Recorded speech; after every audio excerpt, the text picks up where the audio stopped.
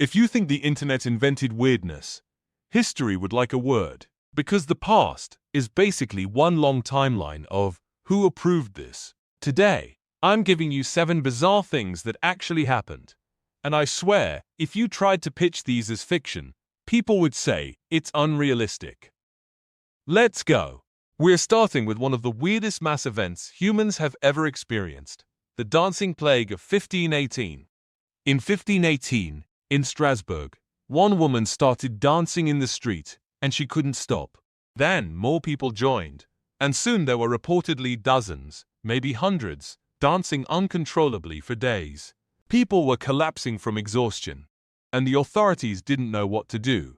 One account says they basically made space for people to dance it out. Historians still debate the cause, but a common theory is mass psychogenic illness, like stress and trauma becoming contagious symptoms. It's unsettling because there's no villain, just humans caught in something invisible, and the only symptom is dancing until the body gives out. Now let's talk about a time when the weather itself decided to get possessed. In 1816, summer basically didn't show up the way people expected. Parts of Europe and North America dealt with weird cold and storms. The reason? A year earlier, April 1815, Mount Tambora erupted in Indonesia, in one of the largest eruptions in recorded history. It blasted ash and aerosols into the atmosphere, reflecting sunlight and cooling the planet. So people were watching crops fail, and food prices rise like, why is the sky acting brand new? It's a reminder that humans plan everything around normal seasons. And then a volcano across the world hits the reset button. Okay, now we're going to Boston, where history gets sticky. Literally. On January 15, 1919, a huge tank holding 2.3 million gallons of molasses burst in the North End. It wasn't a slow ooze. It rushed through streets, smashed buildings, trapped people, and killed 21. The wild part is the contrast. Molasses feels harmless, like pancakes, but in industrial amounts, it became a deadly wave. And beyond the bizarre headline, it had real consequences. Lawsuits and investigations pushed safer standards and accountability. Now we're going to Rome, where politics got so petty, they put a corpse on trial. In January 897, Pope Stephen VI put his predecessor, Pope Formosus, on trial after he was dead. Formosus was exhumed, dressed in papal clothes, and propped up in court. A deacon was assigned to speak for the corpse. The trial declared Formosus guilty, invalidated his papacy, and then the whole spectacle backfired badly. People were disgusted. It's horrifying, absurd, and deeply human when power struggles get so toxic that even death isn't allowed to end the argument.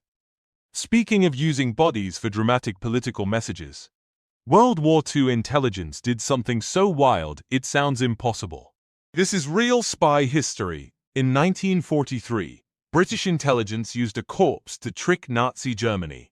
The Allies planned to invade Sicily, but they wanted Germany to defend the wrong place, so they placed forged invasion documents on a dead body.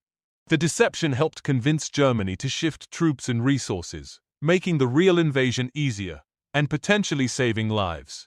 It's brilliant and grim at the same time. Someone who died became part of a plan that changed history and never got to know what he helped do. And if you think that's bizarre, wait until you hear about a time humans went financially feral over flowers. In the Dutch Republic in the 1730s, tulips became a status symbol and a speculative craze. Prices skyrocketed. People traded contracts. Everyone wanted in. And then it collapsed in February 1637, a classic bubble moment. The story still matters because it captures something timeless. Humans can turn anything, stocks, crypto, or bulbs, into a fever dream. And then one day the spell breaks, and everyone's left holding flowers. And for our grand finale, we're going to Australia for a war that, well, you'll see. Australia went to war with emus. In 1932, in Western Australia, thousands of emus were wrecking crops, and the government decided the best solution was sending in the military with machine guns. Yes, soldiers versus birds.